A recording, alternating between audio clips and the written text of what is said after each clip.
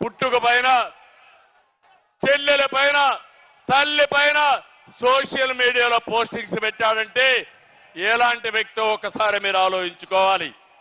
ఇది యొక్క ముఖ్యమంత్రి యొక్క మానసిక స్థితికి నిదర్శనం. ఇక్కడే పవన్ కళ్యాణ్ గారు ఉన్నారు. ఇప్పటంలో మీటింగ్ పెట్టారు, సభకు స్థలం ఇచ్చారు. సభకు స్థలం ఇస్తే ఆ కసితో రోడ్డు వెడల్పు పేరుతో ప్రొక్లైన్లు తీసుకుపోయి ఎక్కడికక్కడ ఇండ్లన్నీ కూలగొట్టాడంటే అది ఈ ముఖ్యమంత్రి యొక్క విధానం. నాకొక విషయం గుర్తొస్తుంది.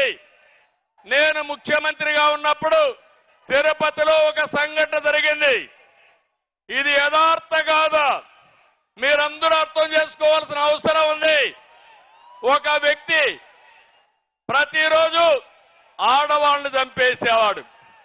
ఎవరైతే ఒంటరిగా పశువులు మేపుతా ఉంటే, ఎవరైతే ఇంట్లో అక్కడికి పోయి క్రూరంగా రాళ్లతో కొట్టి చంపేసేవాడు. నేను ముఖ్యమంత్రిగా పోలీసులను అడిగాను, ఎందుకు జరుగుతున్నాయని అడిగాను.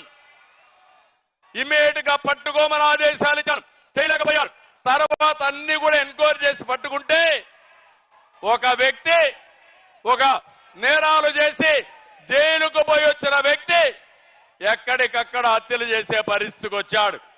అతనికి ఎక్కడో మహిళల పైన ద్వేషం వచ్చింది. ఆ ద్వేషంతో మహిళల్ని చంపడమే పనిగా పెట్టుకుని 40 మందిని చంపేశారు. ఆ తర్వాత అతను పట్టుకొచ్చి పోలీస్ స్టేషన్ లో పెట్టి జైల్లో పెట్టి కేసులు ఎంక్వైరీ అవుతా ఉంటే రాజంపేట నుంచి వస్తూ ఎన్కౌంటర్ లో చనిపోయే పరిస్థితికి వచ్చాడు. నేను ఒకటే చెప్తున్నా, ఆ కేసుకు ఈ కేసుకు ఒకసారి చూస్తే ఈ ముఖ్యమంత్రి ఈ రాష్ట్రాన్ని సర్వనాశనం చేయడం కోసం ఆయనకు డబ్బులు కావాలి, రాజకీయ వ్యాపారం. దీనికి అడ్డొస్తే చంద్రబాబు లెక్కలేదు, పవన్ కళ్యాణ్ లెక్కలేదు, వేదిక పైన లెక్కలేదు, మీరు లెక్కలేదు. అందరినీ అణిచివేయడమే ఆదేశంగా పెట్టుకుని ముందుకు పోయే పరిస్థితికి వచ్చాడు. నేను అందుకే మిమ్మల్ని